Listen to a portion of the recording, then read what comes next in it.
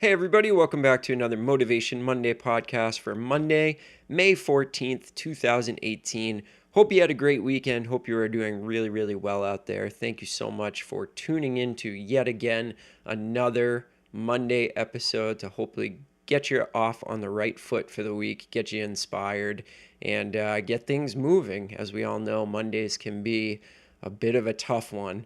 But if we get in the right mindset and really tackle everything that we want to do, things can go really well for the week. So this week, I wanted to highlight another listener entry.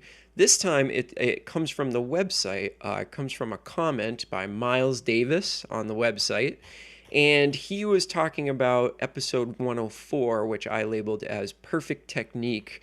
We were talking about some really, really important ways, some different methods to really ensure that you are developing the best technique possible on your instrument.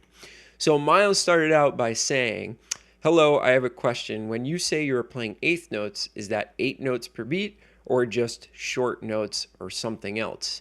And then he shortly, before I got a chance to reply to him, wrote in and said this. "Actually, I think I found the answer. One effective practice technique is to isolate a challenging passage from your repertoire and identify the shortest note value, eighth, 16th, 32nd, etc., in the passage. Once you've identified the shortest note value, set your metronome to 60 BPM and practice through the passage with the shortest note value equal to 60 BPM. For example, if the shortest note value is a 16th note, then practice the passage so that every 16th note receives 1 beat.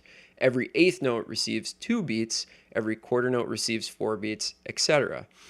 If the shortest note value is an eighth note, then practice through the passage so that every eighth note receives 1 beat, every quarter 2 beats, etc." Now, I really, really love this.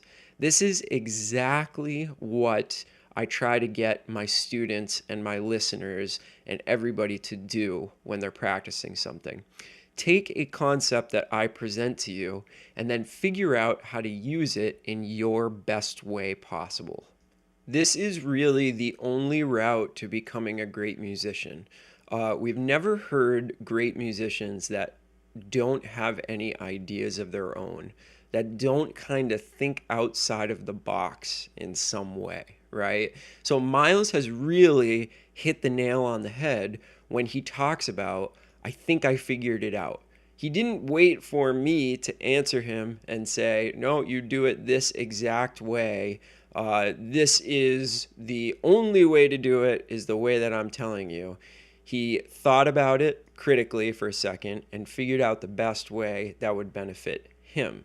Now, this is so important because he may not have gotten a lot out of the exercise that I showed him. I mean, obviously, it's my goal to show you guys useful things that I think are going to benefit everybody that listens to the show, but it is impossible for me to give a idea or a lesson that is going to work well with all styles of learning, all levels of comprehension, all ways of going about things, all angles of thinking. It's just impossible. I mean, if I'm trying to reach the thousand or so of you that listen to this show on a weekly basis, there's always going to be people that are going, "All right, I'm going to take this idea and figure out how to make it work for me," right? And that is, like I said, that's really at the heart of getting better quickly and developing your own voice and developing your own methods for doing things that fit your style, your way of learning. So, Miles, you've really done it. And this is amazing because you've taken a concept that I'm very, very familiar with and something that I know well enough to feel comfortable sharing it on something like this podcast. And you've actually shown me a completely different way of doing it. I would have never thought about that if you hadn't brought it up. So actually, you're at this point teaching me. And I don't know if you're a teacher or something like that, but hey, maybe you should consider it because you have a great way of critically thinking about things where you can present them in a different way than you found them, right? So make that a goal this week.